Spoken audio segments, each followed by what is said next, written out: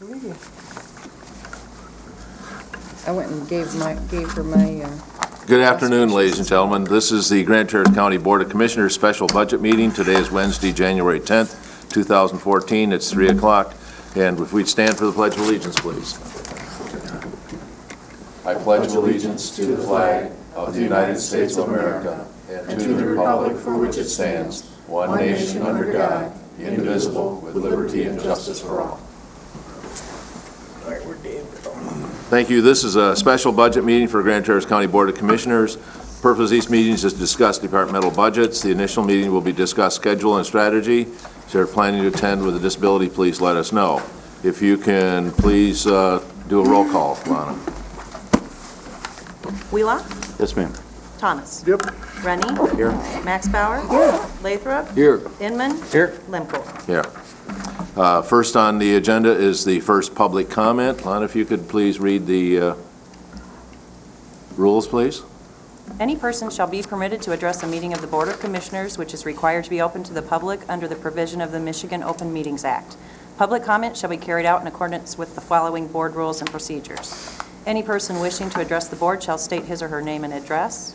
No person shall be allowed to speak more than once on the same matter, excluding time needed to answer commissioners' questions, if any.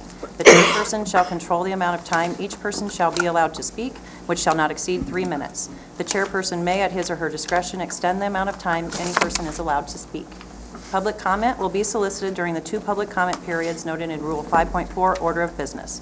However, public comment will generally be received at any time during the meeting regarding a specific topic currently under discussion by the board.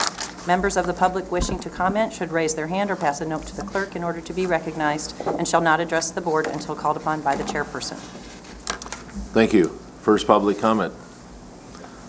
Just to let you know that I was, somebody made the comment that I didn't recognize public at yesterday or Wednesday's meeting. And so if you don't get my attention, let the deputy clerk know, and she'll make sure that I know about it, because I was paying more attention over here than I was to the public. So if somebody happens to notice it from the commissioners, please let me know also. So if you will, please. Next on the agenda is the discussion and information requested, which has been provided by our administration. So Dave, you want to start where you want to? Sure. I provided you with a couple things, and I apologize for them being delivered today, in fact, just in the last few minutes. But I was kind of like a little busy the last couple days, so this is the only time I had to do it. I've drafted a letter. There's a memo from Herb Lemkool. It says draft at the top that I've drafted for the board to send to departments, and it's a revised draft memo that includes some of the questions that came up at our last meeting. So you might want to take a look at that, and as we go forward, think about what questions you want to ask, whether they're worded properly, whether there's not, if you want additional questions. I think it's closer to what you were looking for based upon the comments. We also need to try and establish how much time we want to spend with each. You asked me in this listing that looks like this. We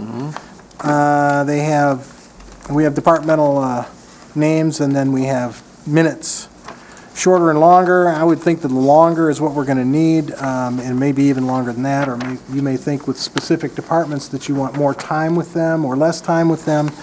On the second page, you asked me to pull out ones that we might be able to summarize for you in a 45-minute to 1 hour. Go over what is this department or what is this function, how much do we pay for it, and we put that into a separate list called summary reviews, and it's at the bottom of the list for the budget review list. You'll note that I changed the methodology for this because we have 2-hour meetings scheduled now. I've arranged it so that it looks like doing the longer schedule. It's going to take about 9 hours of meetings to get through the list if we stick to the times that we have on here. If we change those times, obviously it'll go up or down. I'm all set, thank I you. understand that we need 9 meetings of 2 hours. Oh, I'm sorry, 9 2-hour meetings. I'm sorry, not 9 hours of meetings, but 9 2-hour meetings. You're correct. Okay. Dean, you have a whole packet of information you provided with them, right? Yes. in terms of the preliminary list of services, we provided you also with the list, or the summary that Dave had compiled earlier That is where- regarding mandated and non-mandated services based on general fund Is department. that this right here, or this right here? Packet that Chris is just distributing. Which? It where- was a what is packet that was sent out on your In your email. left hand. This in your hand, this one left right hand. here? Yeah, she just handed Right out here. copies. Anybody else need a copy of that doesn't have one? Everyone have a copy of this? I just do. Know what I do. Did she give me one of those? No. I don't have one of All those. Here, she got one for me. Give one back to, Thank you. I'll let you have this one. So are we on attachment A, is that what we're trying to do then? Well, that's what we're identifying. Oh, okay. Yes. Correct. And then you had also asked for the staffing history, which is Attachment B. attachment B. That was provided by the Human Resources Department. This was really a joint effort yesterday from a lot of folks to compile this information. And going back to that attachment A, that preliminary list, it is preliminary. That needs to be updated and reviewed, but we simply didn't have time to do that, between Wednesday and today's meeting. And then you had asked for some select information regarding our defined benefit pension. That's attachment C. There's two tables. The specific question was, when were we last 100% funded? And Linda Nelson compiled the list, and I think she noted right on attachment C when that was. It was in 1991. And I guess, to be honest, it changed when I came on board. I was hired in 1990, so maybe I'm responsible for the fact that we're no longer That's it. 100% funded. But, if you look at that first table there, table 11, which goes from 1986 through the year 2000, you can see that we were as much as 24% overfunded in 1986. But to answer Commissioner Maxbauer's question, in 1990, we were still, the valuation assets were slightly over the estimated pension liability at that point in time. The question was also raised as to whether, when we've been with MERS, that's the next piece of that attachment, since 1967. Fact is, I think it was March of 1967 when the board took action to join MERS and to offer a defined benefit pension.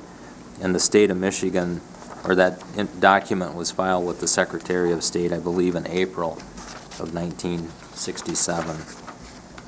That's on page, it's page 4 of 10 of that document, which I obtained directly from the MERS website. But going back to the tables then, the second page is a more recent summary, 1998 through 2012. And I think just to make a few comments on this, we're currently about 50% funded in that plan. The last valuation was dated December 31st, 2012. We'll have the 2013 valuation probably in May. And based on the investment performance and MERS overall performance, our valuation assets should show some improvement.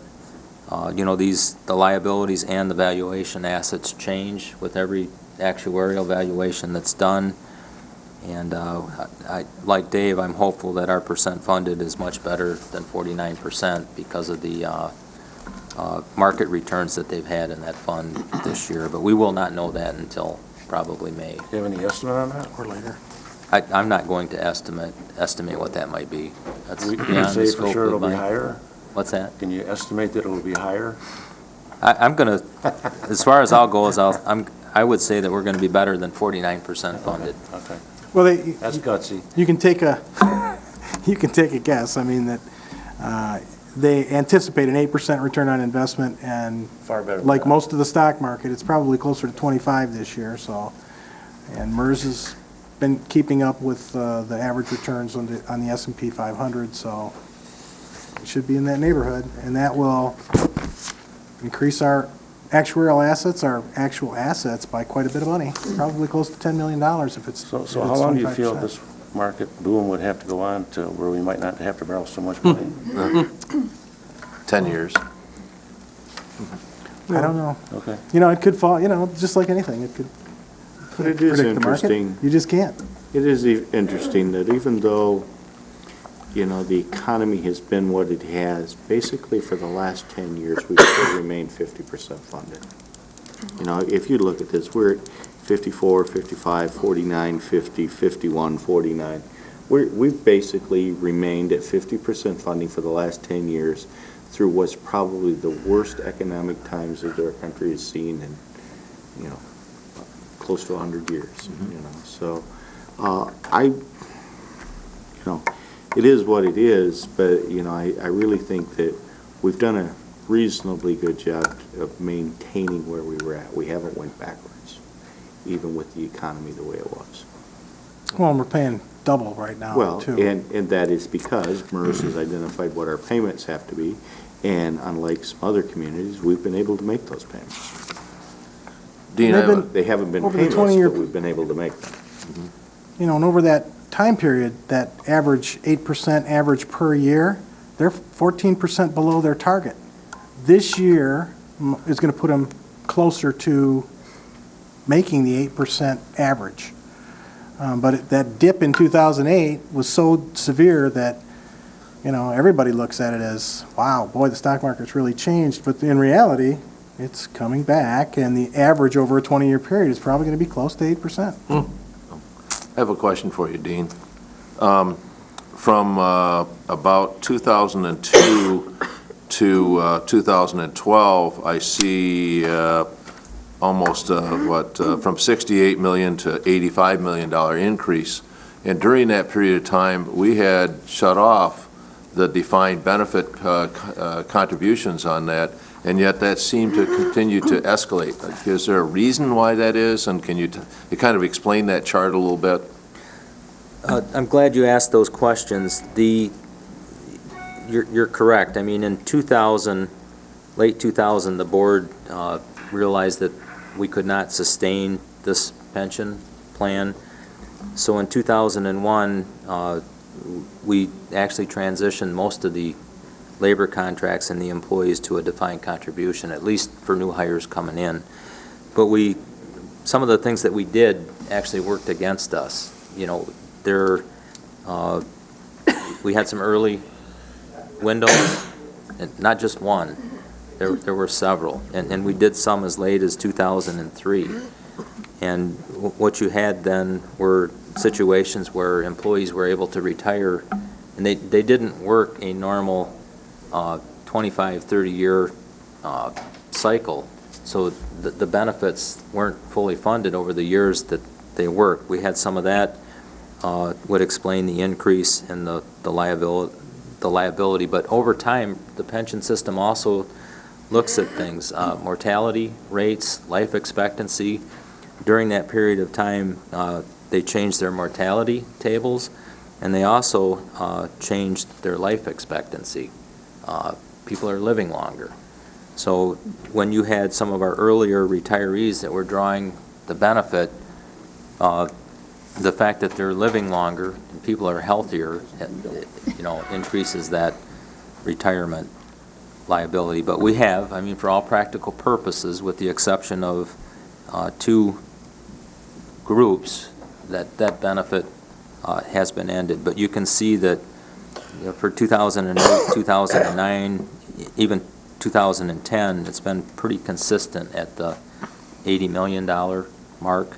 And these liabilities and our valuation assets are reviewed annually. We get a very detailed report. It's called an actuarial valuation report, and I'm not an actuary, but I know they spend quite a bit of time making sure that they tell us what that estimated liability is going to be and how our money that we have with them is helping us pay those benefits. So the to make a quick comment about the 8% return assumption that they use, we have learned that later this year in 2014, they're going to take a look at that to see if the 8% is still a valid return. Dave and I looked at a study recently where even some of your larger pension plans are, even though they're not at 8%, they're generally in the 7.75% is still a valid long-term return.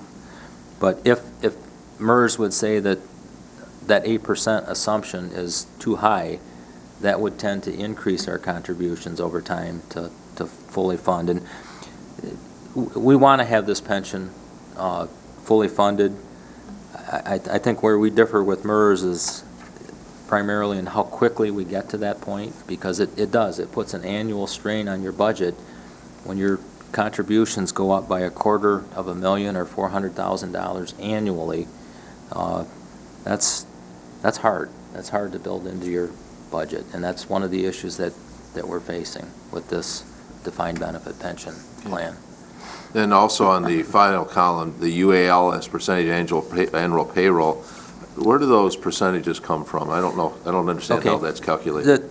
The accounting standards that relate to this pension liability say one unit or one way for someone who picks up your financial statements to measure how you're doing with funding that is to compare that liability with the covered payroll, or the payroll for the people that have that benefit.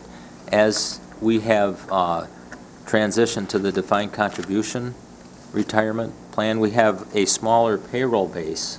You know, if for example, if we had back in 2000, if we had 15 million of payroll, and that was all for employees that were on the defined benefit, as we transition those employees to the other plan, and with new hires coming in, that payroll number has come down significantly because we have fewer and fewer employees on the defined benefit. So that's causing that percentage to be very distorted. But it is. I mean, the payroll base has shrunk quite a bit. Can you tell us what kind of payroll we're currently on defined benefit?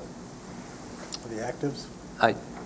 We Are can. we a third? Are we? No, it's in low numbers now. We know exactly what that payroll is, but I don't like, we can bring that back. Okay.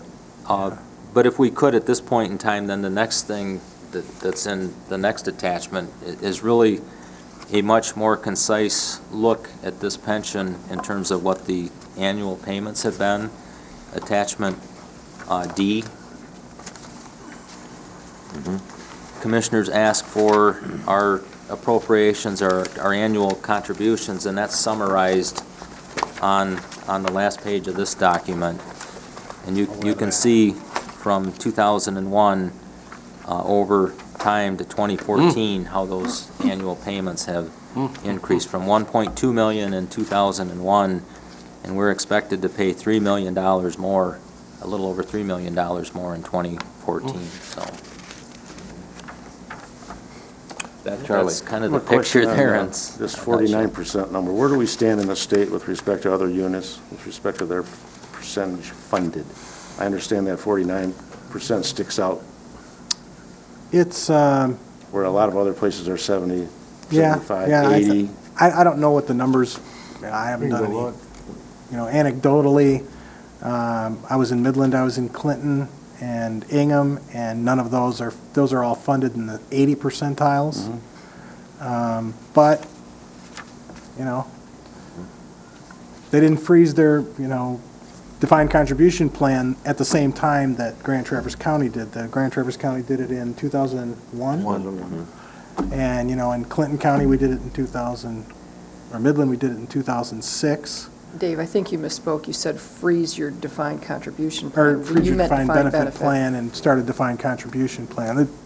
You did it in 2001, we did it in 2006 in Midland, and, it creates a different, Well, set of it probably circumstances. has more people that are still on the defined benefit program that are still working. So therefore, your percentages are better because you've got more people still contributing into that fund. Well, the other We piece of don't that have. is there was no early retirements. Early retirements are, that's That's the one that creeps up on you. MERS told, and I admonished the executive director, although he's brand new, but I said, when you tell those jurisdictions, or told those jurisdictions in the past, well, how much will it cost for a 0.25% increase in the multiplier? You'd say 3% of payroll. So they would, budget for 3% of payroll increase, and what they didn't take into account was the fact that they were not doing it from this day forward. They were doing it from the date of your starting, which was 35 years ago for some of those people, and then they retired the next day without paying a dime in. They left it in for the remaining folks to pay for that 35 years at 3% or 3% of payroll compounded for 35 years. That number was not in the and when you gave early retirements, that's what you did to this We plan. didn't You have that. really put a burden on it that you'd never paid for. You didn't put the money aside and compound the money over 30 years and get 8% return on investment and all that. So it's, I kind of fault MERS for not making it real clear that when they did that, they were not only adding 3% of payroll for active employees, but for the legacy costs that had already been incurred, it needed to be a whole bunch of money that needed to be put into the plan to make it, so that those guys were funded. Yeah, because when we made that decision, I was on the board at that time, and I'm sure Larry and Sonny were, Dick, that we were all there, but we were told that it was going to be able to save some money, and it wasn't going to cost us that much money, but they never did look at what the cost of the MERS plan was when we started doing that and how it was going to affect it, I don't think. I don't remember anyway. I think the big piece was, we were told that 3%, without question. I don't think this legacy cost was truly, identified as to what that was going to do with it. There was all the potential for doing the early outs. We had a mass exodus from Sheriff's Department, for example, in 2003. And, I really think that, MERS kind of led us down a road that we probably wouldn't have done if we'd had all the proper information, but, hindsight's It's a lot 2020, better than yeah. going forward. Yeah. I guess my question about this, and I guess it's a budgeting question. When I go through these budget centers for all the different departments, and some of them, their costs are higher for their personnel because of which benefit they're on or which program. Is there a way that we can take that piece out as far as say, okay, I've got a line item for what it's going to cost Grand Traverse County for defined benefits for this year. I have a line item for what it's going to cost for Grand Traverse County for defined contribution retirements this year, and a line item for what it's going to cost healthcare. The problem with trying to go through this budget is not being able, at least for me, I can't identify when I read these numbers who is on which program and how much that is. It's all put in there as this is what personnel costs are. But if I could see that as a line item for what our total liability or our total annual contribution for defined benefits is going to be, for defined contribution is going to be, and for health care, then I can take that out of the individual departments. It's so difficult when I'm looking at any department's budget and all I see is what personnel costs are. Well, I don't have a way of knowing that 3 out of the 4 people in this department are on a defined benefit program, so therefore their total personnel costs are way up here. Now, if one of those persons, in fact, that's where I was at, that I was late. I was meeting with some people in the planning department. One of those persons is leaving this week. So now all of a sudden, that money is going to be charged back to that department for a long time, and that person isn't even there anymore. So if we could figure out a way, I think, to show us what the liability for defined benefit is annually, what the defined contribution liability is, and what health care is. Then we could pull that out of these department budgets. It would make it a lot easier to understand what it costs to operate those services. Larry? Sonny, you're exactly right, and those are the discussions that we had with the former county administrator Dennis Loya prior to his departure, and some of the discussions that we had with department heads in the courts, et cetera, that the unfunded portion of the defined benefit program was being spread among the various departments of where it originated from.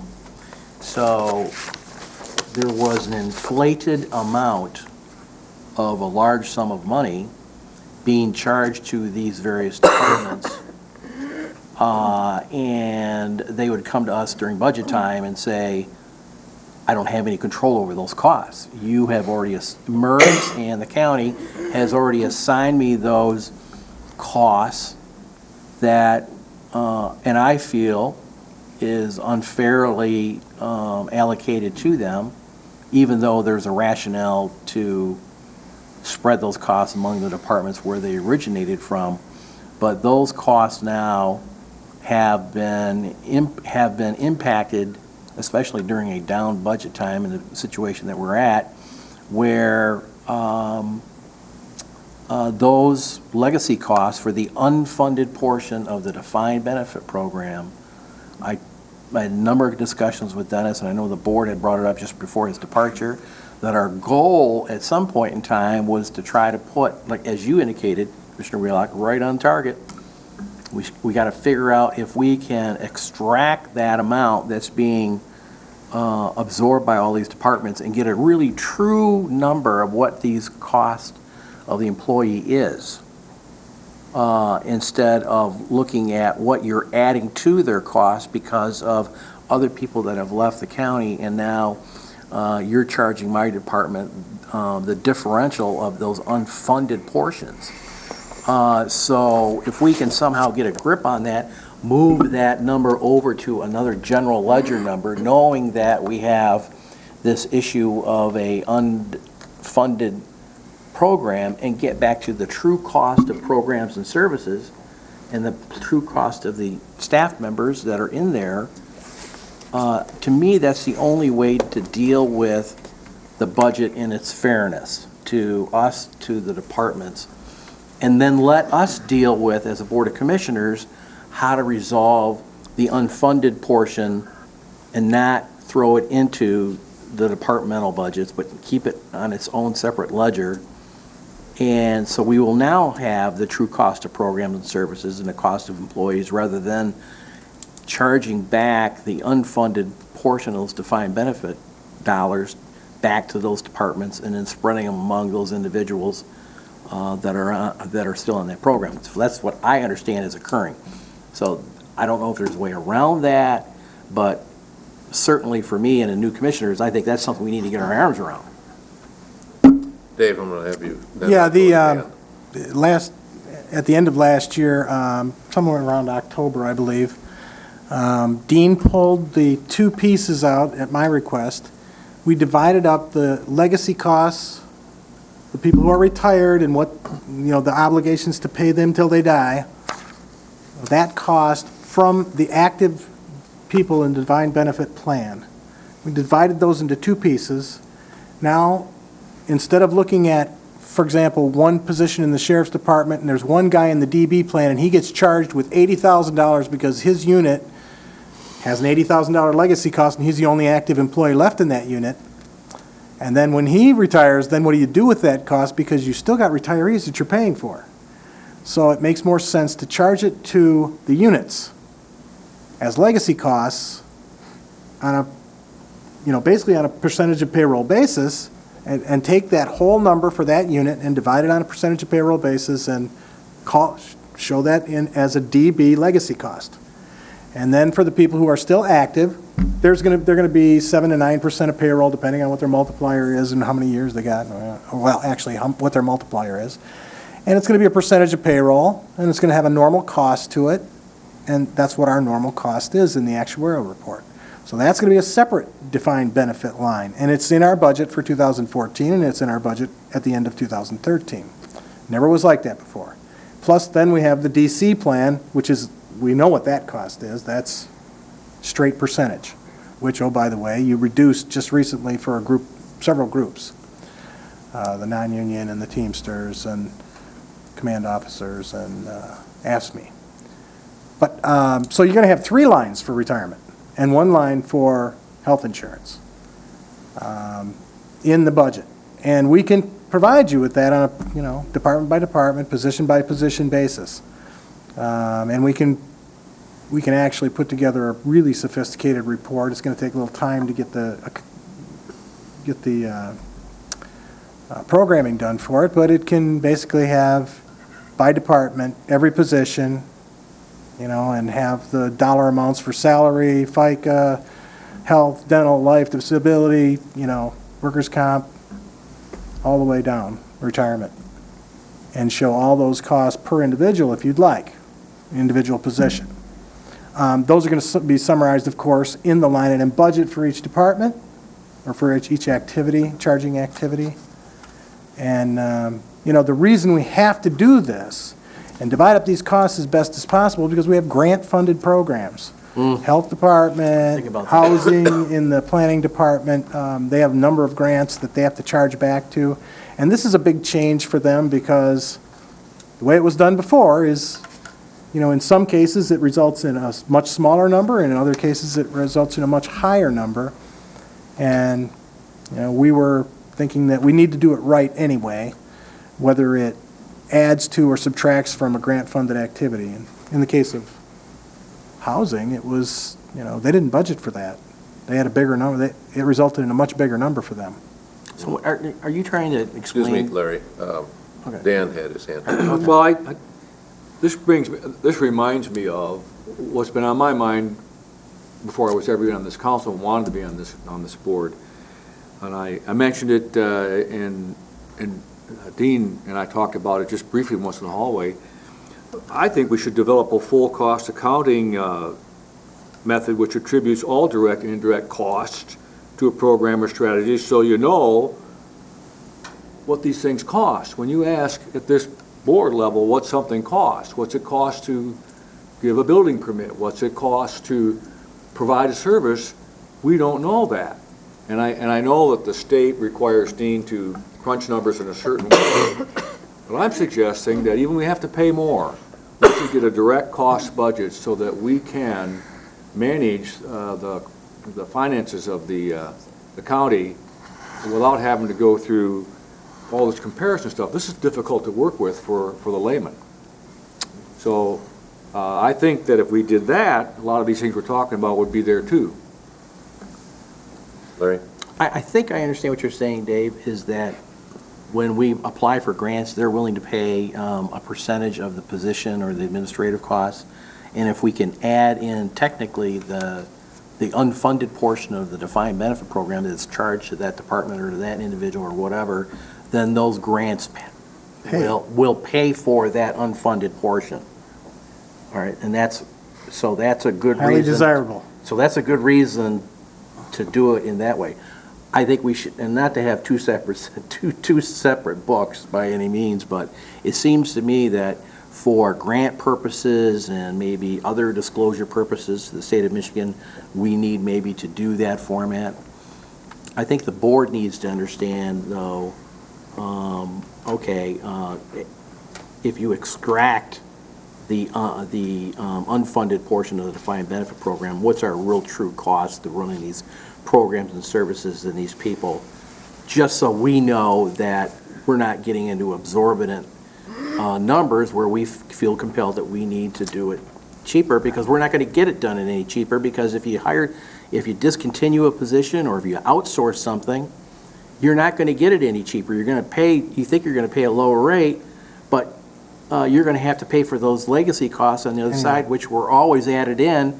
Where are they going to go now? So, the question of outsourcing or having different staff or lower staff, when you add those legacy costs in per department, may not even have an impact. I mean, that's, so you know what I mean? It's not, it shouldn't have an effect, and it is a cost of the service.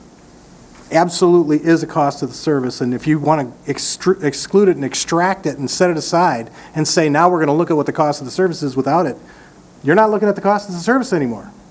It is the cost of the service. You have an organization that has legacy costs, and you need to allocate the legacy costs to every service, because every service benefited from those legacy costs.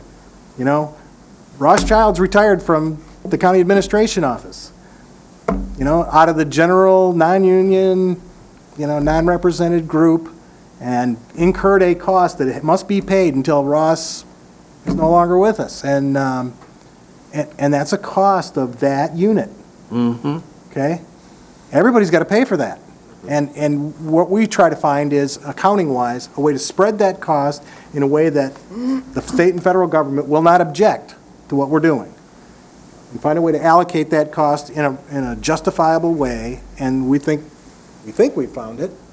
Probably pretty close. We're still working on it, but as Dave said, and Commissioner Wheelock, we do have in our payroll and our accounting system, by employee, what their direct costs are from salary, wages, health insurance, whether they're on the defined contribution, defined benefit, because that defined benefit has two cost components. It has the normal cost, which is supposed to be the cost that person is earning for that current year of service, and then we have the UAL.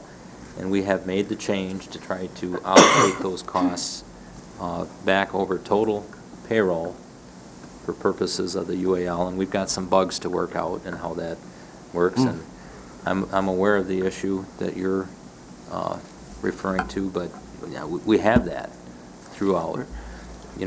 We have also cases where we have folks that have retired, and if you recall, that those were looked at, okay, I no longer have that defined benefit, and that helped balance budgets in past years. Well, that was great, that's what it did, but that wasn't reality. Those legacy costs should have still been charged back to those employees and to those departments. And there are other places where we have internal service functions that need to have a piece of that cost there, so that when we charge that cost back, our information technology fund is a perfect example.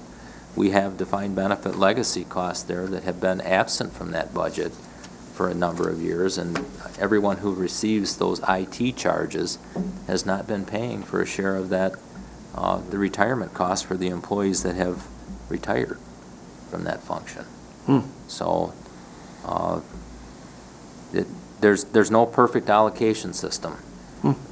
And we do have to follow the state's prescribed accounting rules. So you can't just come in and take our accounting system out and replace it with a full cost accounting system. We can do something behind the scenes to cost out, and we do need to be able to tally the cost for providing services. But the legacy costs, as Dave mentioned, need to be in that equation, because they're real costs that the county has, and they are pretty much spread across the board wherever we have payroll.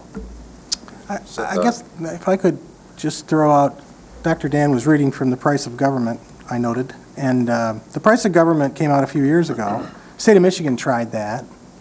They abandoned it. It's difficult to do it. It's great to talk about it, and it's not a new concept. In the 1980s, basically during the Carter administration, they had zero-based budgeting. And the concept is very simply, let's start with zero and then build from zero to provide services that we want to provide and assign costs to them as we go. And it was a very, philosophically and intellectually, it's a very thought-provoking concept. But when you get down to putting the rubber on the road and the resources it takes to go through those exercises to get to where you want to go, it's almost like you get way too many trees. You stop looking at the forest. You start looking at too many trees, and you forget where you're going to begin with. And that's what happened in the ZBB process, and that's what the state of Michigan and all their committees, they actually restructured all their committee. This was just a few years ago, maybe 4 or 5 years ago. They restructured their committees to around the price of government and tried to implement the whole thing, and the next year they went, oh no, we don't want to do that again. But these are knowledge building exercises. Going through budgets, meeting with departments, talking to them about how they provide services. Those are they're good exercises, and I don't discourage you from doing it. But to go through the price of government model is going to require a lot of resources on our part. to generate the information you need to rejigger the books and rejigger the costs and try and split the hairs. When I look at, for example, payroll, if you asked me, well, let's go out and bid out our payroll process and make sure that let's see if we can bid that out and outsource that. Okay. So I've got to figure out who in finance is doing it and how much time are they spending on it and what are they doing, and can it be outsourced or can it? And then I have to look at HR and who's doing the payroll there and how much are they, same questions. And, in the department, at the departmental level, what do they have to do and how does that interface with the whole system? Until I figure out how much, then I have to figure out how much I'm spending using mathematical assumptions. Then I can go and compare it to the payroll thing. And that's going to take a lot of time just for that one service. Okay, so now multiply that times $39 million worth of services that are spread out over 40 departments. It's really a big job. It's going to take a lot of manpower to get the information you need to do it right. Or you're going to do it wrong, and you're going to have false assumptions. So, to me, county government's been around for about 150 plus years. And these services that we provide have been built up and dismantled several times. And we come from came from rural Michigan, northern Michigan, used to be the Board of Supervisors. Everybody knows township supervisors are the cheapest people on the planet. and they don't spend money frivolously. Frugal. They're frugal. And, so as they became county Board of Commissioners in the late 60s, they were still frugal. They were pretty much still coming out of township government. And so I don't think anybody's spending money like drunken sailors here. Anyway, I think it's a pretty tight ship as far as it goes. What you need to do is look at what you're doing and whether you want to do it. There's only a few dollars. Out of the total money, the $39 million that we are proposing to spend for 2014, about 70% of it is mandated by the state of Michigan. You must do it. You can't stop doing it. You can't stop adjudicating cases that are brought, before the judges. You're going to pay for those cases. You're going to pay. You might ask to change the way you're going to do that, but the judge has some authority over how that's, how that's going to happen. In fact, he has a lot of authority. The sheriff's going to, tell you that you can tell him that, you're not going to board out inmates for the jail, but you still got to provide a jail. And he's going to do, when people, commit crimes and they're brought in, they've got to be put somewhere. So there's only so much you can cut out of all that. And I, for one, believe that we work in a county that's really got superstar people working for it. We're fortunate to be able to attract the best. And you got people coming before you, your department heads come before you all the time saying, I can do this differently. Bonnie Shealy's coming before you and saying, I can do this differently, I can do it cheaper. Sheriff's going to come before you and say, I can do this differently. I don't need this sergeant. I can rearrange this, and I think it'll work better. It'll save us some money. They do that all the time. And I personally have a lot of faith in them, and I believe in them. And I think, this should be an educational process for you. And then at the end of the process, if you feel like somebody's not doing quite what they should, or you've heard something, that's where you pick up, we might have some slack somewhere. But I usually I call those surgical strikes. You see that there's slack in the organization, or somebody's not doing it quite right anymore, and it's maybe not fulfilling the need properly anymore. And you start focusing on that. It's really focusing on the certain things. That's where you spend your resources. You focus on what is doable. So if you want to do radical change, it's going to cost some money to do radical change. We can do budgeting for outcomes, but it's going to take some money. According to this, it's $20 million in mandated service out of the $38 million budget. So, Sonny, you had a question? Well, and I understand why the legacy costs are charged back to individual departments. I do, but somehow or another, I'd like to at least be able to see what that affects it. We can't do anything about it. The bottom line is those are charges that we have, and they're money we have to pay. You know, one of the things is many of our departments and many of our positions have evolved along the way. And so what's happening there today isn't the same thing that was happening, you know, there 10 years ago or 20 years ago. You know, we've got a lot of departments that are significantly smaller than they were. We have other departments that are significantly larger. And that you're going to see in this report about, you know, what your staffing plan was 10 years ago compared to what it is now. Now, is it larger because the workload is higher, or is it just larger? You know, everything's more complicated in today's world than it was a few years ago. It takes more time to get through the paperwork. But, you know, those are the things that we kind of need to look at. We can't do anything about the legacy costs. We truly, you know, they're there. They're a liability that we have, and they're going to remain there. You know, it would be nice to be able to look, when we talk about whether the service is important, in my mind, it would be better if I could figure out what that service costs without that legacy cost. Because I know the legacy cost is going to be charged back to that department. I know it's going to get charged back there. But somehow or another, when I'm looking at what the service costs, I don't think I should have to look at what $80,000 for the legacy costs too. See, the way it was done before, the person that had the DB plan in a department that was, she would be the only person Right. left that has a DB plan. She got charged with a huge percentage because the payroll has been reduced, because as these people retire, the numbers of our payroll go way down. What we've done is spread it throughout every position. So the legacy cost is like, it's the same effect on every position. It's just like, now we've got a new charge there instead of, you just think of it as a new benefit, if you will. But everybody's got it. It's Yeah, like, it's the same everybody's got to pay percentage on FICA. everyone. Well, everybody's got to pay the legacy cost, and it's the same percentage for everybody in the unit. Okay. Charlie?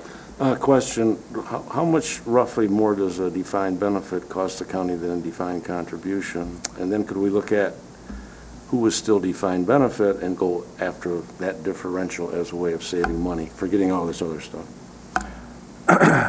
Well, For example, We could- we're going to pay next year about $4 million for our unfunded. What do we pay for our defined contribution for the county right now?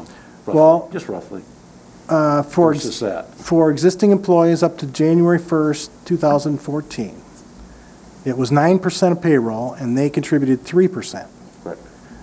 For all new hires beginning January 1st, 2014, for the groups that you adopted this year, plus your non-represented group, which is about half of our population, it's going to 6% plus 3 out of the employee's pocket. So they have to match. It's 3 plus we match 3. So a total of 6 from the employer, 3 from the DB cost, depending on the multiplier. If you had a 2.5% multiplier, it's pretty close to 9% of payroll. For the normal cost. And, you know, Dean can correct me, but it's in that neighborhood. It might be higher, it might be lower, but it's in that neighborhood. But the legacy cost is what costs all the money, because early retirements and other things, and plus the fact that now that it's closed, they want us to accelerate what we're paying. That's why we're up to 4.2 million, and that's why it happened so fast. Is it still an advantage to have a defined contribution over a defined benefit program? Yeah.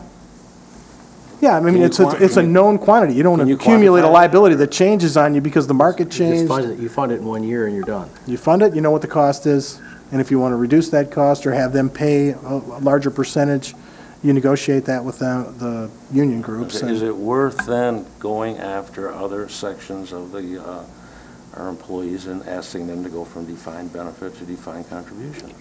It's a mandatory subject of collective bargaining, And you could talk to them about that and possibly get an agreement on So that. it's And with your negotiable? non-union folks, you can ask to have those who are in the defined benefit plan pay more of a percentage of payroll toward their retirement system. Just to clarify Commissioner Rennie's question, when, back in 2001, when we stopped people, when all new hires came in to the county, we said we're no longer going to offer the defined benefit program. And why was it? Well, pardon me? Why did you make that decision?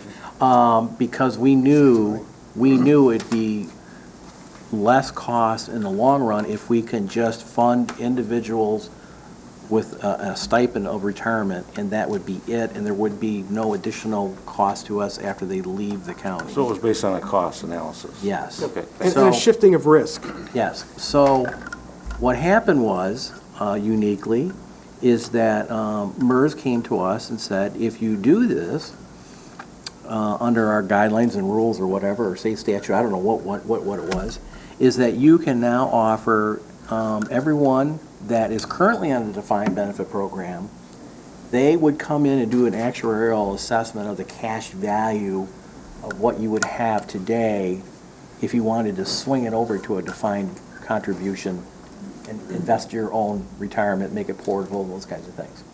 And you control your own retirement.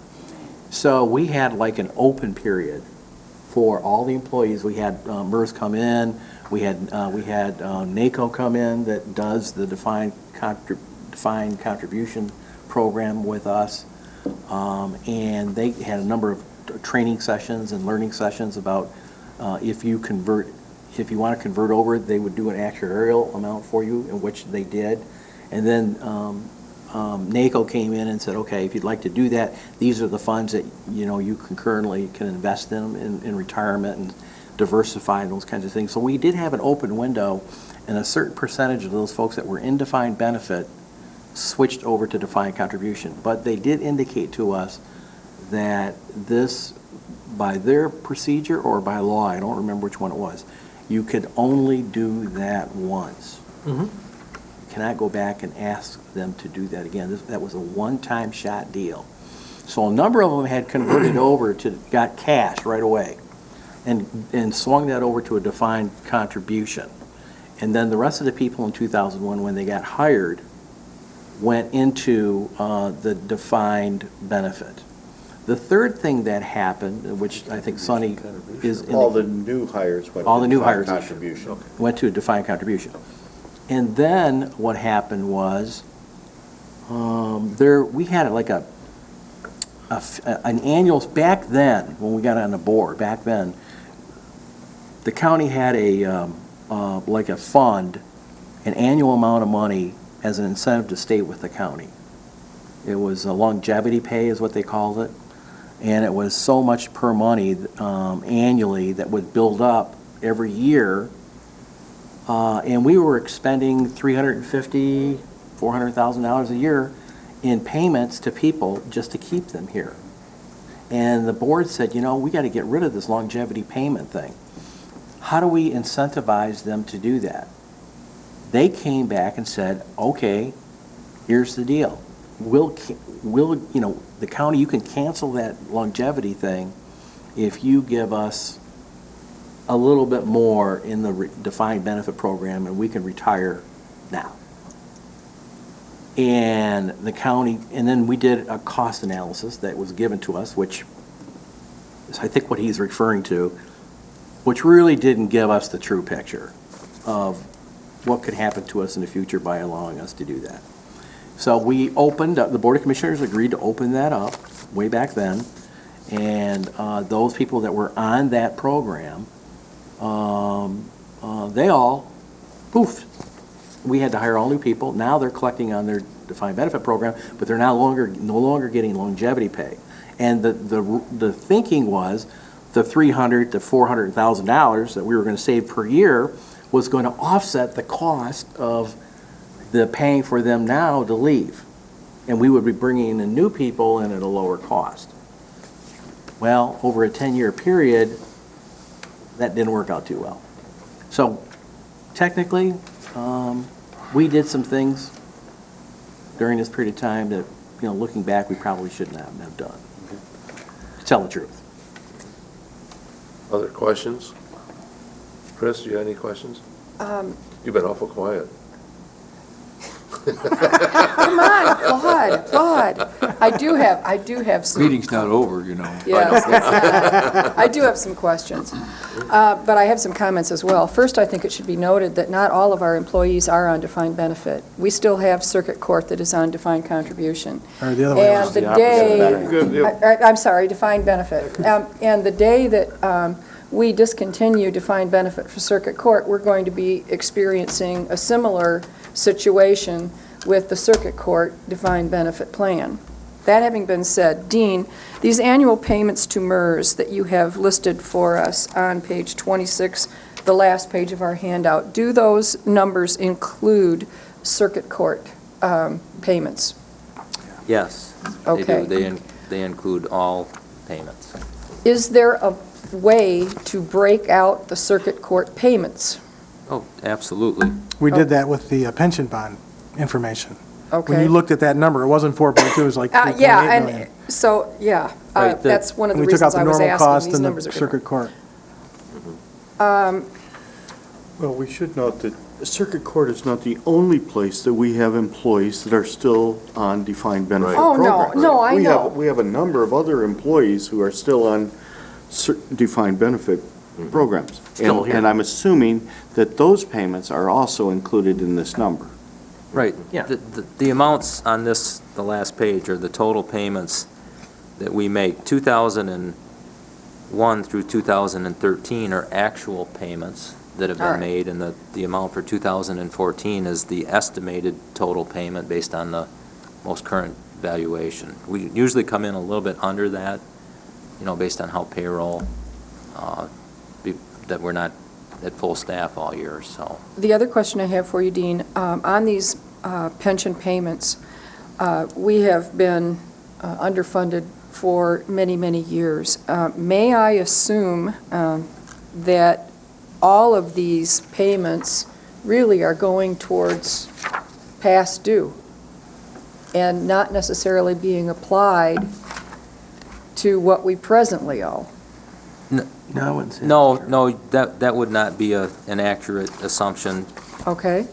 Because we are paying both the normal cost, which is for the employees who are still Yes. accruing defined benefit, All right. a defined benefit, but we're also paying down that UAL based on the schedule.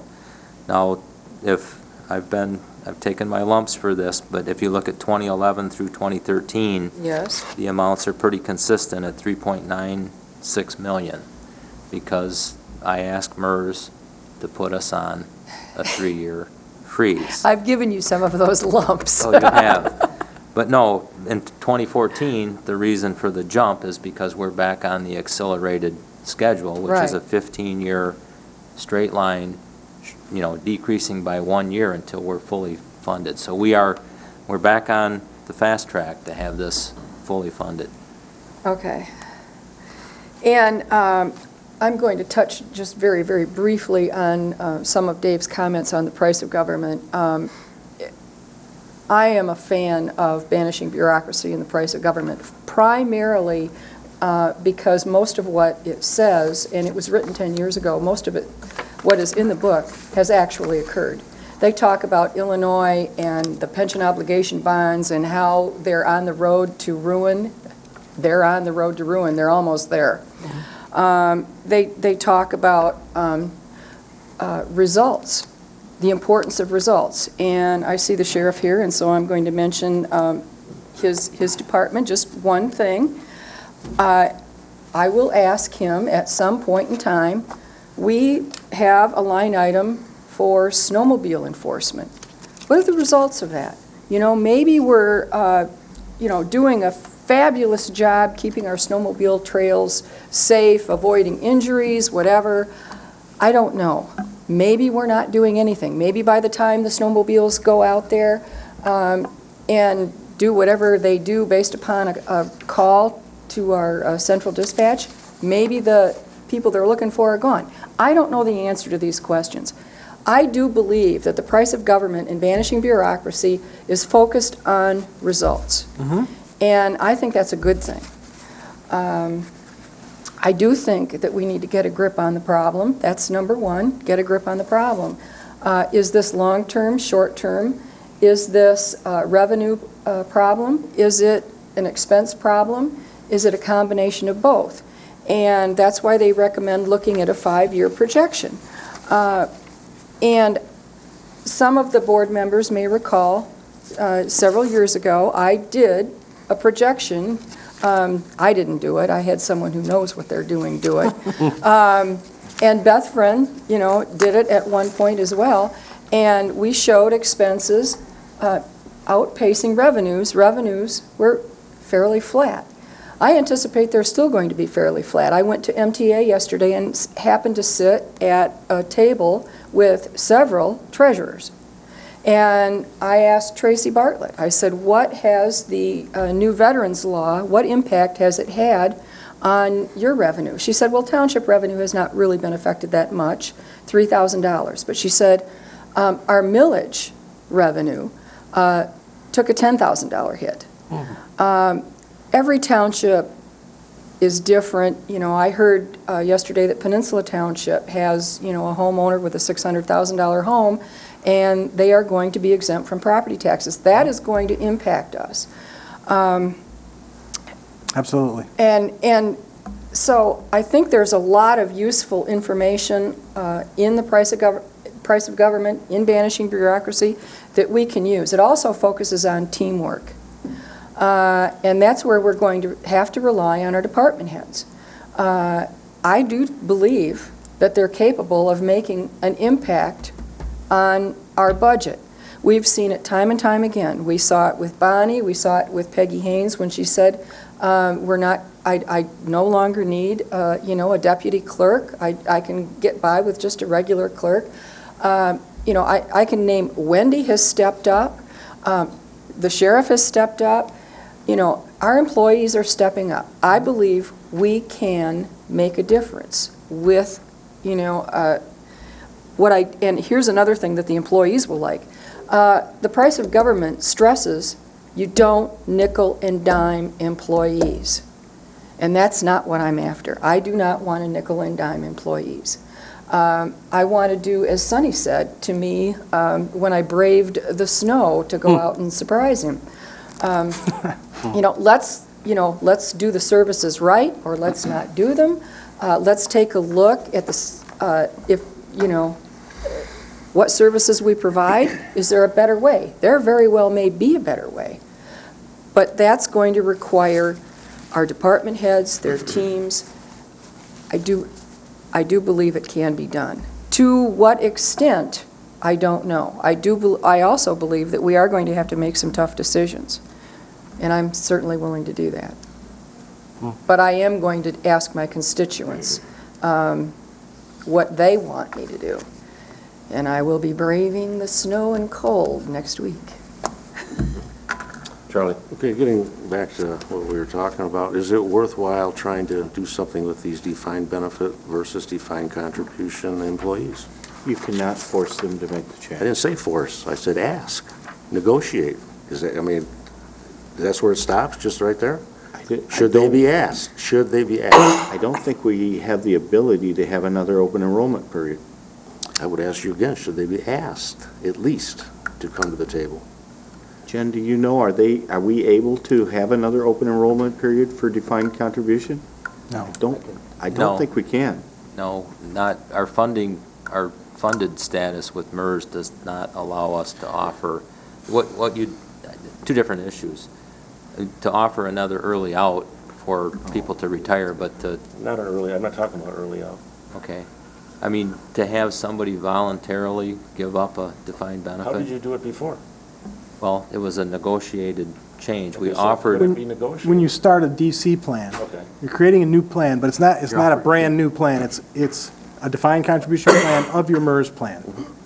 So You can have it once. you have a one-time irrevocable decision to convert your funds to defined contribution. The employee does. Yeah, and that's the way it's kind of set up. And then at the end of that 60-day period, or whatever it is, if you haven't signed up, you are where you are. And that's the way it is.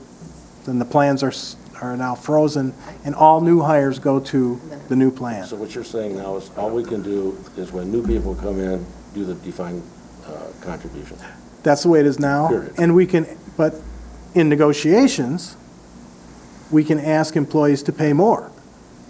I mean, it is a benefit, it costs money, Well, aren't and we, it certainly is way more than the employees are taking out of their pocket, so we can ask them to pay more, or we can pay less toward the DC plan. We can do those kind of things. and we're taking back 3% already This year, for new hires. for new hires. New hires are now going to earn, or get 6% Yes, I understand. match from the county instead of 9%. Chris? I do, when we get to talking about the letter that our chairman is going to be sending out, possibly sending out, depending upon what the board's wishes are, I would like the opportunity to involve the two boards that I sit on. I would like to involve the Commission on Aging Board with their department, and I would like to involve the Parks Board with their department. We have talked repeatedly about having a joint meeting with Parks and Rec. I'd like to do that as part of our budget process. And we've talked about having a joint meeting with the Commission on Aging Board. I would like to do that as part of our budget process. Dan? Couple of questions. Are we hiring anybody now, new people, and they get defined benefit? Courts, anybody? The courts, yes. Courts. Circuit Court. Why? Circuit Court. So they're still doing that. Why is that?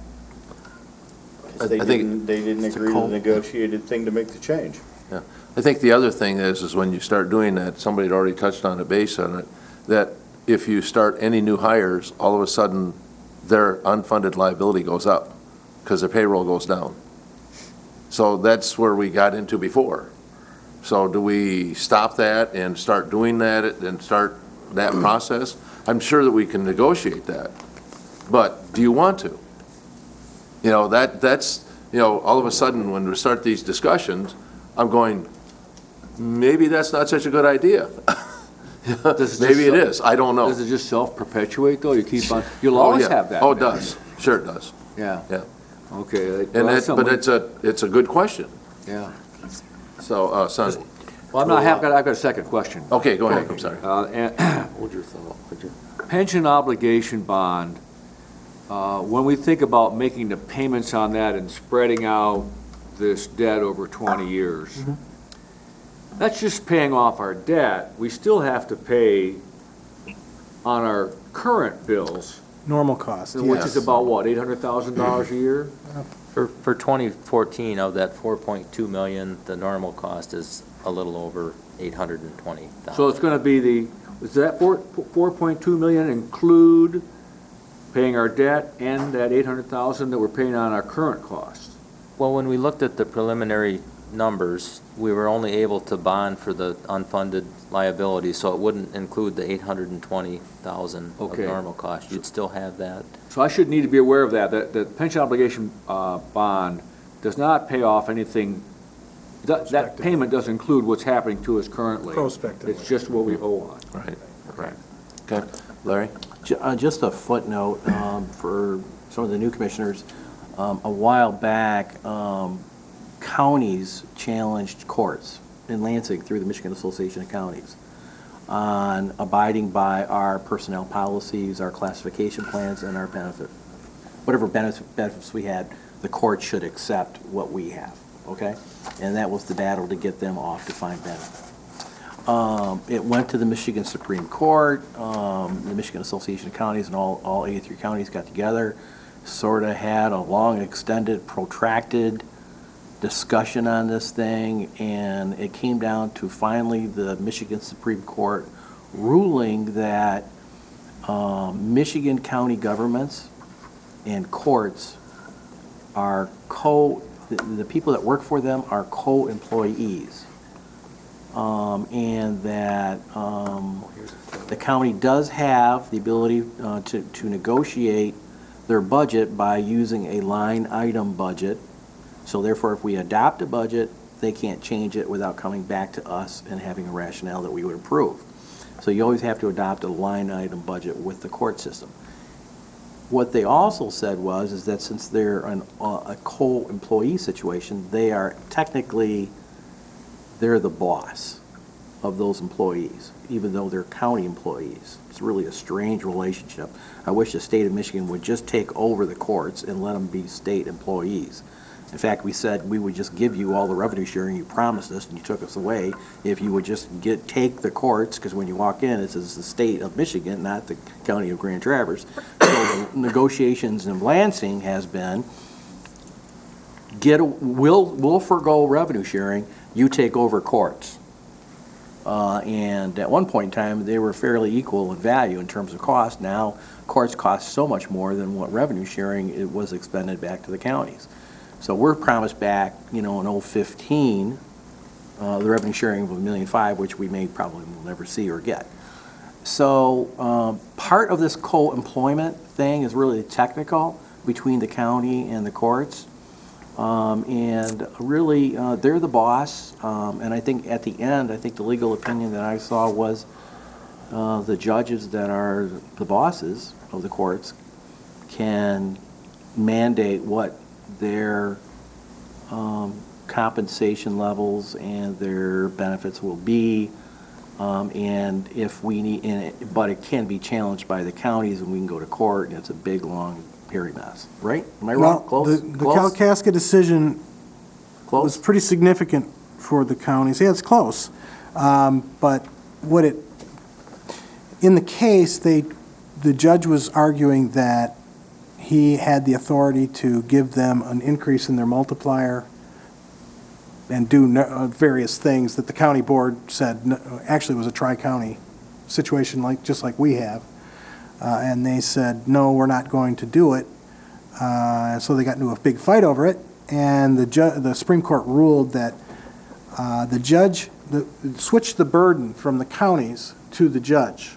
The judge now has to prove that by not getting an increase in the multiplier or a raise or a health insurance change or whatever, that it will make it will be below the reasonable and necessary expenses of the court, and he can't reasonably operate the court, or he or she can't reasonably operate the court without those costs.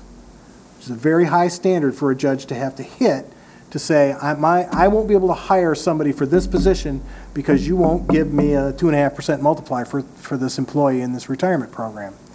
Pretty hard, and then we would have to fight over that, and the burden would be on the judge to prove that he cannot hire somebody to fill that job because we restricted the wage or the health insurance or the retirement or whatever. So that's what came out of that case, which was very significant, a complete change from the way it had been in the past. So it gave us a lot more leverage. On the other hand, work with our courts, they're pretty cooperative. Count your blessings. Yes. That's the final say. I'm going to go to Sonny first. We like our judges. I guess two things. Number one, we have better cooperation with our courts than 99% of the counties in this state without question, As far as the question about, the concern about legacy costs if we close off the defined benefit program to the courts, I can't see any reason that would be a good idea not to close off the legacy costs. Because even though you're going to see some immediate upturns, long-term, it's going to save the county significant money. Because new hires are going to be drawing that for the next 40 years. The people that are already there are probably going to only draw it for the next 20 years. So, there's going to be a benefit to close that loop. And I think we're getting closer to having that, we've had the discussion over and over and over, and I'm hoping that we're getting closer to getting that decision. You got to face it anyway. Make new hires. Somewhere along the way, some board's got to face it. We have faced Yeah. it every single time that negotiation contract has been up. We were this close the last time, Okay. and right down to the point that a certain circuit judge said no. Dan? Oh, I This is kind of out of context, because we're talking about pension obligation bonds and dealing with the courts and how we got here and all that, but I still want to get one thing out of this meeting, two things. One is, how much money do we have this year to spend on 2014? Okay, I need that figure. And two, how much money do we need to find in this budget? I said, I've heard $1 million, I've heard $1.5 million. I think, and I'm nobody, but I think it's closer to $2 million. So when we face these things, I want to know how much we have to spend and how much we have to find, because it's going to boil down to dollars. So what do we have to spend this year, 2014? $39,301, $29 million? $301,189, and looks like $39 million. $39 million, that's what we That's get our to budget. spend, okay. It's our budget. Now, what do we have to find? I mean, how And much that's we're going to have to find, I don't want to say strategic, but structurally, every year after year, what do we have to save? Get out of this budget, or however we get it. We can call it cuts, adjustments. Revenues? Yeah, how much do we have to find? Is it $1 million? Is it $1.5 million? Every year, I got two answers for that. okay. One is it's an unknown number. We do know some of it. We know that we probably should be doing because jobs change, we should be doing a classification study to find out how much they've changed and whether they're being compensated appropriately. We want to do a number of things that are like that we just haven't done because we don't have the money. And there are a whole bunch of things that we should have done that we haven't done because nobody's asking anymore. Because we are to the point where, for example, today I went over to the facilities department to look at a tractor. And this tractor is a 1978 tractor, I think it was. It's been used, it's used every day. It's been repaired 1,000 times. It's just not worth it to repair it anymore, and they need to buy a new one for how much? 30 grand or something, 33 grand. It's like, well, I better take a look at this and see what's going on. Well, we've requested this for the last 5 years, and now it's to the point where it just doesn't make any sense to put another dime into it. Oh, I see. It's something that we probably should have done 5 years ago, but we didn't. How many of those are out there? They asked for it. But there are other things that are out there that they're just going to break, and they're going to go, gotta fix that now. And shouldn't we? And how many of those are out there? I don't know. Shouldn't we think of that now? I mean, rather than saying it takes $1 million to put, I'm going to use the word Band-Aid, to put a patch or a bandage on this, make it last 3 more years, we are putting our heads in the sand about facilities management and other things we should be funding. I think this board should look at that now, so that when we make our structural cuts, it's with these costs on our minds. So I need that number. All of us need that number. Well, right now, the number is about $1 million. It's $975,000. It's what we transferred from the fund balance. Yes, that's the number. And because we did put some money into IT, and we did put some money into capital improvements, it's not all the money we need, but it's enough to get started on our objectives. Is $1 million this year and $1 million next year? Will it be $1.5 million next year? $2.5 million. Without revenue sharing. We're pretty sure revenue sharing is going to be a problem. We don't know what the health insurance is going to be for a problem. So should we, as we crunch these numbers, look to 15 and say, we've got to make some structural changes that are going to dip into 15 as well? Yes. That's why we want Okay, so why don't we say, that's why we why want don't we say three-year budget. 1.5 million then? It should be really 2. Yeah, you see can my say point? that. You can say that. Am I making my point? Yeah. Absolutely. Yeah. So maybe we should look, when we're looking at this whole big picture, we got to save $1 million. We got to save $2 million. I think as a board, we should decide that number today. I'm not sure we can today. Well, I mean it in a, you look at the Conceptual. budget, that's not a solid number either, but we talk about the number. So I want to do the same thing with what we have to save out of here. Let's figure a number between us all that we agree it's not a solid number, but we're looking for that number. What is it? Right now, it's $1 million, and the rest of that is already been prioritized out of the budget, if you will. Right? The things that people aren't asking for have been prioritized out, is the way I'd put it. So it's kind of, all that .5 is already there. The .5 is, it's not being spent because we're not going to replace the chair because it's not as important as getting the job done here. Okay. So if we have to sit on a chair that's kind of rickety, we're doing that because That's why we we don't. have duct tape. That's exactly right. I mean, that's the way that That's the it's challenge. been happening here. But I think it's Not like also, everything's- that's one of the things that we need to ask, is to be able to get ourselves into that 3-year budget. But also, you're up to labor negotiations for half of our workforce coming up this next year. And can we get the same concessions that we got from the first half? But we all still need. But we need to put that in there. But I think we need to agree, us 7, or all of us here, as a team, what are we aiming for? Well, I don't Okay, disagree what are with we you. aiming for? Is it $1 million? My impression, one commissioner, I think the goal of the board should be the amount that we put into the fund balance, or into the operating fund from the fund balance. Let's just call it $1 million. Let's assume we're not going to get revenue sharing for 015. That's another $1 million, $1.5 million, 700. $1.7 million. whatever that is. It's 700,000. And- Oh, is it 700? About three-quarters of a million. And the, Okay. and the I thought it was more. and the third variable is the incremental amount, if we do not do the pension bonds, the incremental amount per year for the next 3 years that they're gonna bump that up. So you take the $1 million from the fund balance, we don't wanna do any more fund balance transfers. You take the loss of revenue sharing, and you take the incremental increases in a defined benefit program, payment schedule going forward upward, without pension funding, bonding, that is your number. In a nutshell, in a nutshell. Anybody disagree? All right. The only other thing would be this property tax revenue decrease potentially due to the veterans, qualified veterans, if you will. Oh, Could be here's hundreds of more good thousands. news on Well, that. right now we have 2%. Yeah.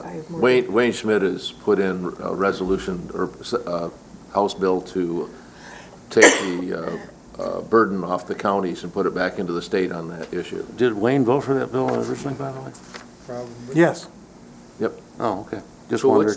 what's the Yeah, he was number? on the train. But everybody was on the train. Doesn't matter. Yeah. So what's the number? As far as what we have to cut, Yeah. I think the number is $1 million, and we don't know what next year looks like, but I do know some things. I do know that the board has already given us a strategy for negotiating our labor contracts, and we implemented it for certain groups this year, and next year, we have to negotiate again. So we've got that strategy in place, and we were expecting that, due just to the changes in the health insurance, to be able to get that down to a 0% increase. We're going to be able to cover the cost of the loss of revenue sharing, roughly. And it's going to be close, a couple $100,000 off, but it's close. Plus, we're talking about, we still have negotiation discussions to talk about. We are going to lose some money if the House bill that Wayne Schmidt introduced does not get legs and get passed. We're going to lose a few dollars, a few $100,000 probably from that veterans exemption. But we only have 2% for taxes and tax increase budgeted, and we know that construction is going great guns. So that, by mid-year, we're going to have a pretty good idea of what that number looks like. So to answer your question is, right now, we know that the 2014 budget was put together with $1 million problem. But that's a best-case scenario, am I saying that right? No, I'm saying that I think that we have some of these Worst other case. things, there's going to be Okay. pluses and minuses here going into our future, but we anticipated the loss of revenue sharing in this budget. When we talked about the finances of this, we've been looking forward 2 years already to the loss of revenue sharing, and we actually have something on our horizon that might be a good thing in the future, which is the closing of the TIF 2 in Traverse City, which will Good thing. be, a nice little shot in the arm for our tax revenue. That's assuming the city doesn't agree to extend it. Correct. But there are things in our We don't have future that are anything to say about unknown that are positive and negative. Okay.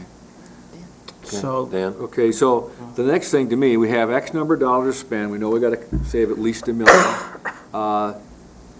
How are we gonna prioritize who we spend this on? Are we gonna do that through interviewing the departments? Do we do it before the departments get here?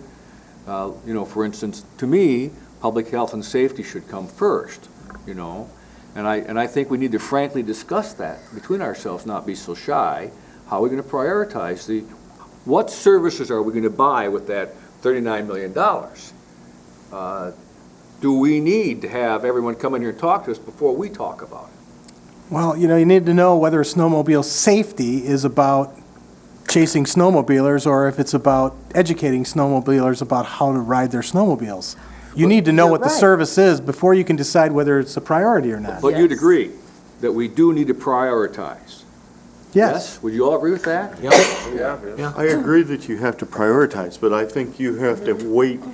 I don't think we, sitting here, have enough understanding of the services that are being provided by our departments to be able to prioritize what services they provide that are important. I believe that too. We need to Yeah. hear from the departments, you know, and, you know, I don't like the terminology, but I don't want dog and pony shows. No, But I want a detailed explanation of services that they provide. but you do agree that we have X number of dollars and we have to prioritize those dollars. Yes. All right? That's But on the same token, I agree. just No question. I agree with And that. that's Yeah. I mean, everything it says in the book is very good. I know. on the same token, if we did bond for unfunded liabilities for the retiree benefit, we wouldn't have to have any of these cost cuts. I don't believe Mike? that. Yes. So why doesn't I someone make the motion? respectfully, I Let's respectfully get on with the bond and disagree find out if it's with. going to go. I know, I understand. Make the I've motion. been trying to get the floor. Go ahead, I've go ahead, I've Chris. been polite. I know, you've been fine.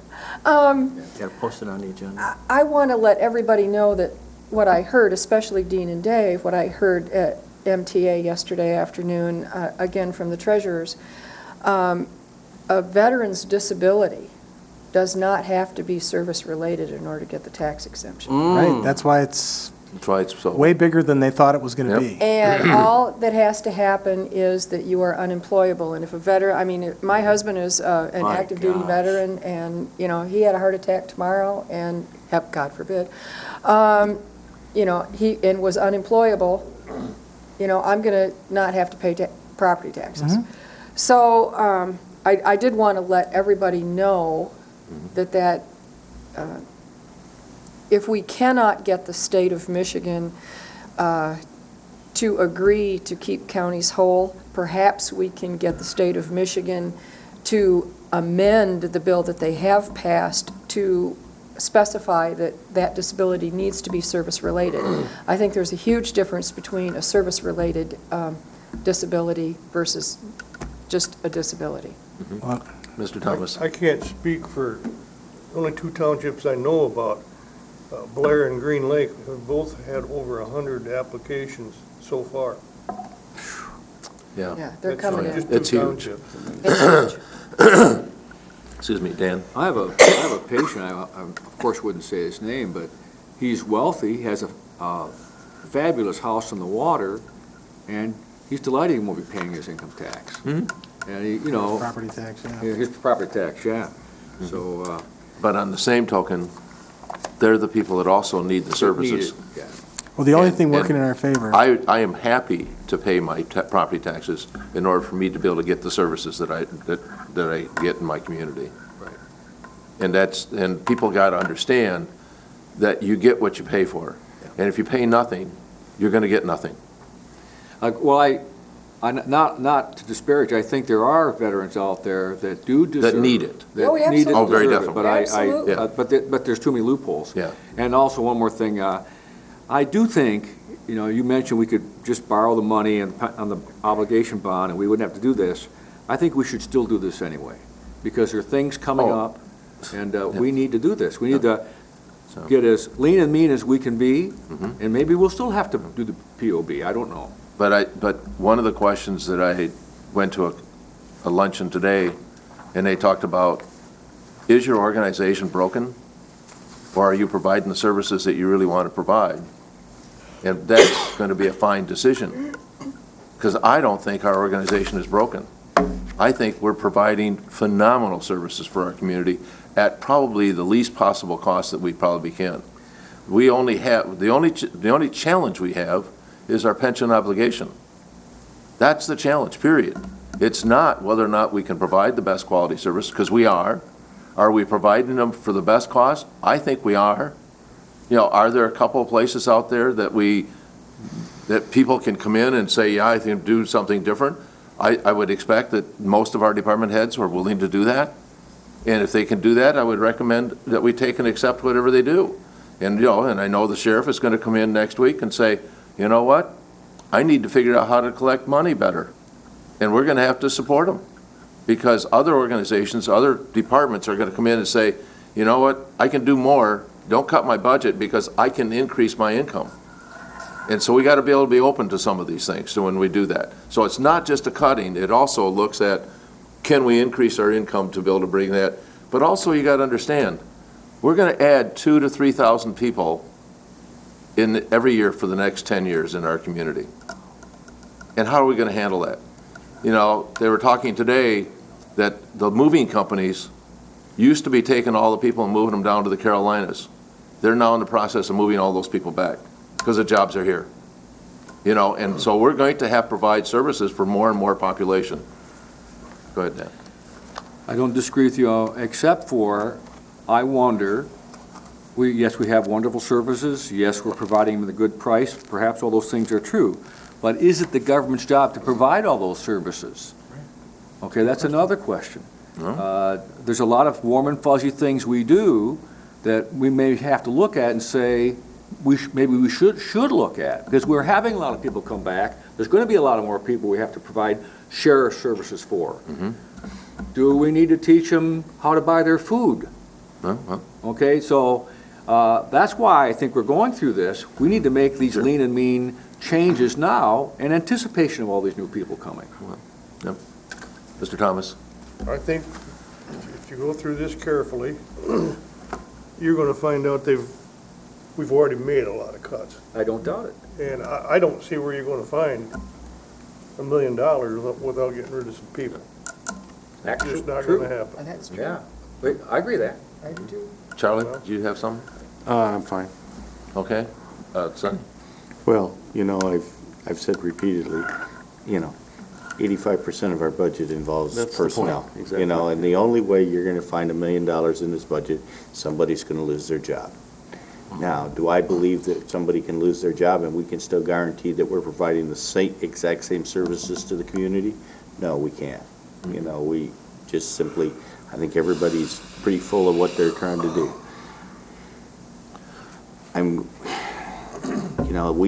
The pension obligation bonds, we'll get to that discussion. Sooner or later, we're gonna have to come down and talk about how that happens. There's all kinds of places in here where you can find a little money, but you're not gonna find $1.5 million unless you're gonna get rid of help. We talk about the sheriff's department and the courts. 65 to 70% of our budget is spent managing 3 to 5% of our personnel, or of our Population. 3 to 5% of our population costs us 65 to 70%. That's what it costs to operate the sheriff's department, the courts, the rehabilitation programs, the substance abuse programs. And, whether we like it or not, there is a certain percentage of the population in our community that needs to be managed. And there is no one else that has the ability to manage it. That falls to county government. And it's interesting because you go around the community and you try to ask people, what does the county do? You don't have any idea. They know that the township has a park and the township has a cemetery and the township has a tax assessor. They have no idea what the county does. If there's one thing the county does, and the county does well, is manage those 3 to 5% of the population. And we as a society need those people to be managed. And we've charged the county government to do that. Is there any more questions on the information and the data that was presented to everybody? Charlie? I'm still looking for a better definition of what is actually mandated. Getting back to what the doctor said, maybe what isn't mandated that we're doing, that kind of thing. There's a list there that I went through, but You know, what, is there a percentage? I mean, what, I hear 80% is mandated of the budget, that kind of thing. There's a, It was on attachment B. one I of the think. attachments here, yeah. So it shows you that $20 million of the $37 million, or $39 million is mandated. Right. But it's And then, not a but then there's $5 breakdown- million. But it's not a breakdown by department. Yeah, it is. As Sonny said, exactly what Well, they have to do. yeah, it's close. But, you know, it's hard to be able to do that. Is there, I understand it's hard, but. yeah, is there any way that you can clarify that, Dean? I'm going to defer to Dave. This is Dave's summary, but, well, you know, when you look, there's there's different resources that define and explain mandated versus discretionary. And when Dave compiled this list, there's a considerable amount of judgment that goes into, you know, how you allocate these costs.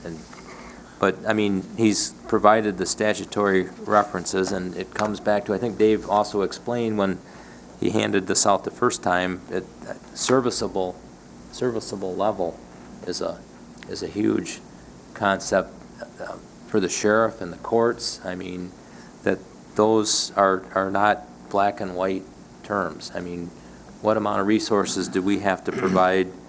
I don't want to pick on anybody who's circuit court so that they can, you know, perform their services, or the sheriff.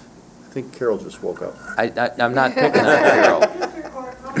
And then you go back into just the unique nature of governmental fund accounting. I mean, you've got the internal service functions where, you know, we're talking about, do we look at outsourcing payroll or certain functions that we're doing? I mean, there is so much here with this. Is it worth looking at?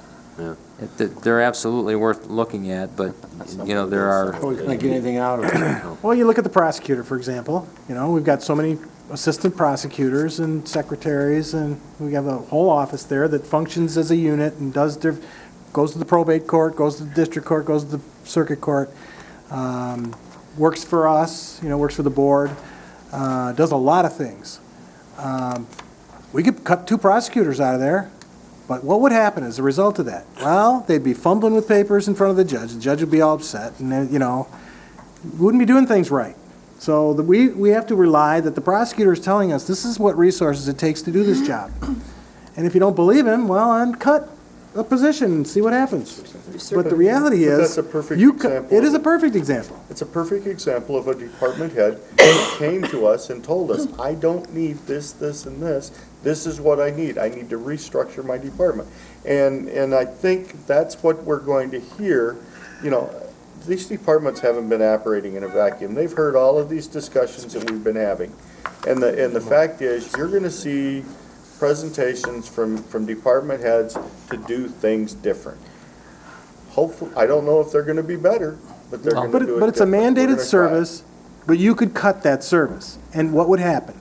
You know, there would be, same thing at the Register of Deeds office. You can cut another position or 2 positions at the Register of Deeds, but, you know, how long do you want the line to be at the Register of Deeds office before, you know, you say it's cut too much? I think it's interesting to look at this report here that we have on the mandated discretionary services. Out of a $38 million budget, $20 million is mandated, but of the $16 million that comes out of the sheriff department, $5 million is mandated. So that's $10 million. That's $30 million that you got there that are mandated or for sheriff department. Plus, you got almost $5.5 million that are internal service funds. That's providing services around. So that leaves you only about $5 million that you're going to be working with in any of the departments. So you know, that's just rough guesstimated figures, but, you know, I haven't put the calculator to it. But I mean, when you start looking at that, look at this page. I think it's really important that you really organize yourself and really look at this page and see what is it that you really, really can. And like Dave said, we're pretty tight. Larry? I think there's 2 points, and then there's one point I want to get to this letter. The one point is, as Sonny has indicated a number of times, for the commissioners that have been here for a long period of time, we've been through this process several times where we have made gouging cuts in FTE. when we have faced similar budget issues. So, we've been here before. Not all of us have been here when we've done it. It's not a pleasant process. It's very difficult when you look at someone's livelihood and their ability to bring home a paycheck and find another job, but we have done it. The second thing is that with regard to your letter, to the administrator, with regard to the letter that the board had suggested we send out to all the department heads, if I can just address that during the time that we have left. I think I'm fine with the letter, other than the comment that Commissioner Rennie made, which I totally agree with in the last meeting, is that we should not put in a number of the percent of the budget that we're looking for.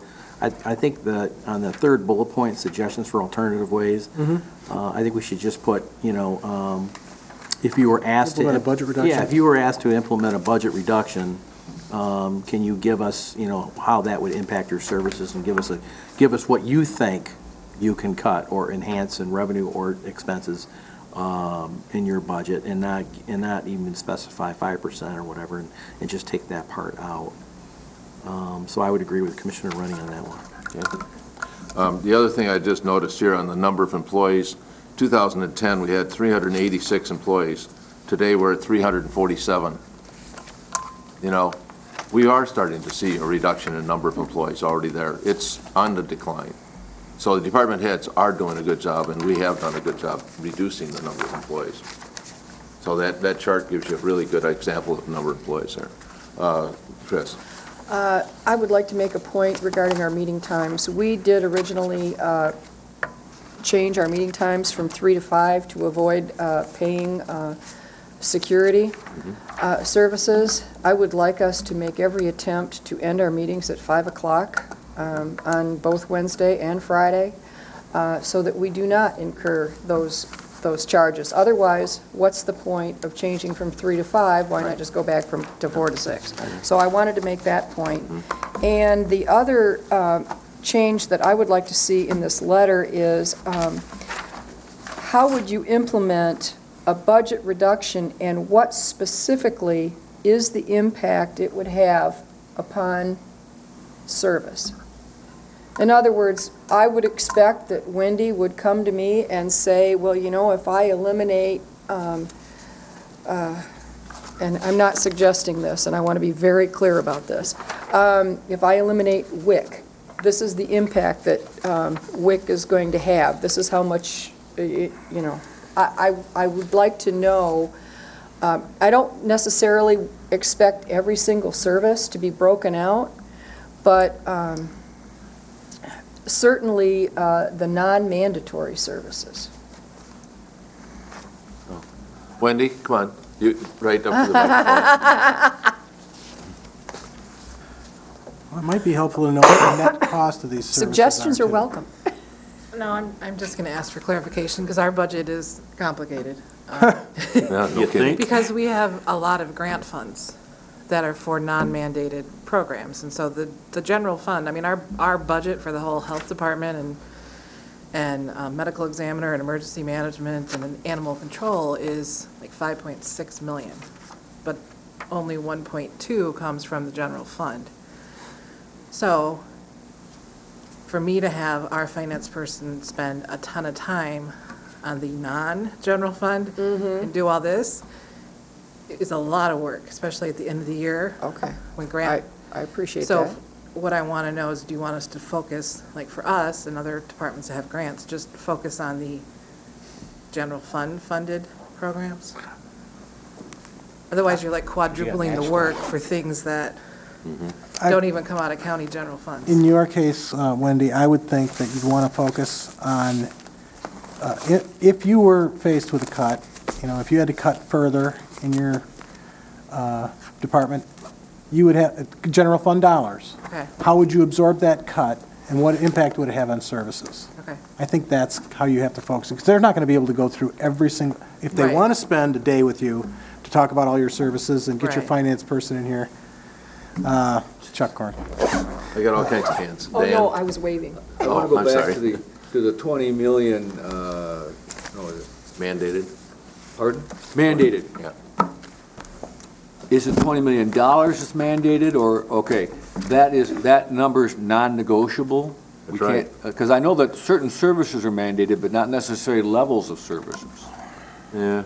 Like, for instance, again, the sheriff's department, Correct. when I'm picking on Levels him. are different. Like, for instance, the sheriff department, he mandated service, but is it No. mandated that we do Only snowmobile the patrol? jail is mandated, Okay. not road patrol.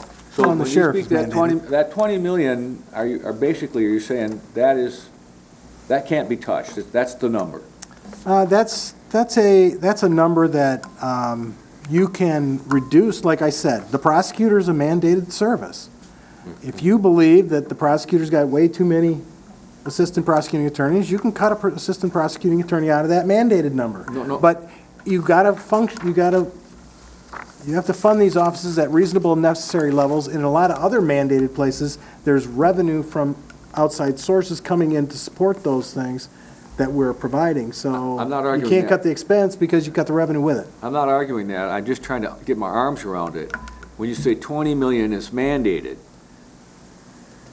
I know there's mandated services, but does it have to be 20 million? No. Okay, that's. $20 what- Yeah, million like the is- 390 for the commissioners. If you guys change your per diems and your wages and your, Gotcha. Okay, so- get no travel and all that stuff, you can knock that number way down. But what are you going to get for it? You're going to get I believe no you, Sonny. education. I think the point is, the $20 million is what we are currently budgeting to provide mandated services. I think that would be That's a different- better yeah, that's a right way to put it. Better way to put it, rather than it costs $20 million to provide mandated service. $20 million is what we are currently budgeting to provide what we deem to be mandated services. And for me, that's just informational, I'm not Yeah, saying you I want. can't- The other point I would like to make in regard to that letter, because I truly am going to try to be out of here on time. When we talk about how they would handle a budget reduction in this alternatives, I'd also like to give them an opportunity to suggest other ways to derive revenue. Yes. So is there anything else on the letter that you'd like to see different? Dave, you got most of your notes on that? Yeah, the 5% goes away, and we Yeah. give them an opportunity to tell us how they might Right. derive revenue. Okay? And we'll get you, what I really like to find in the last 5 minutes is if we could go down this list and talk about how long do you think you're going to need a meeting to go over these questions with these departments? I really, whether you do it now or you do it over the weekend and get back with Chris on Monday, that would probably be the best way to do it. When you can find some time to look at it, just kind of think about the questions, including the ones that we talked about today, and, are these numbers, are these in the longer column? I wouldn't even focus on the shorter, because I don't think it's realistic.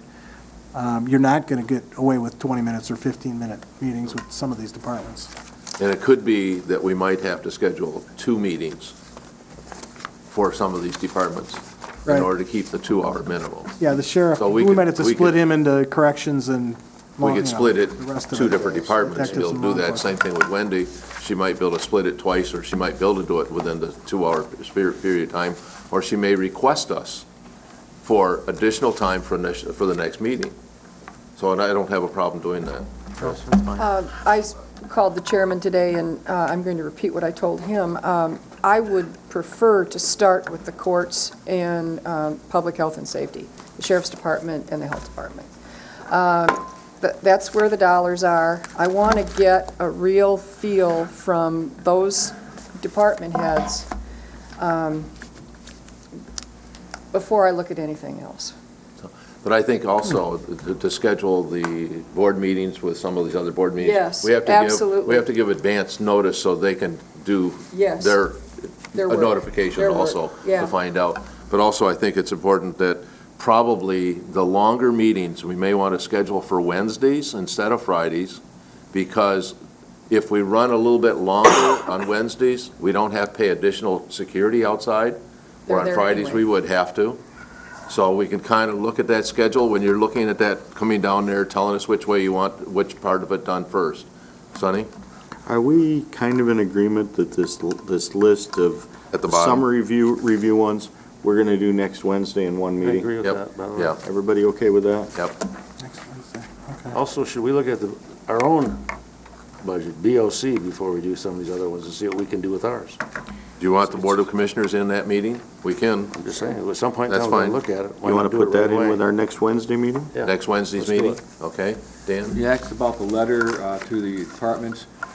I looked at those, I didn't see anything specifically about outsourcing, but is it implied in there? It's in there. Is it in there? Yeah, it's under the third bullet, first sub-bullet, potential for Alternative ways. outsourcing or merging with other Okay, other cool. entities. All right, Okay. thank you.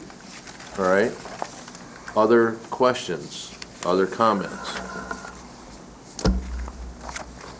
Then I'm going to go with public. Anybody from the public like to make comment? Mr. Great party downstairs. Oh, gee.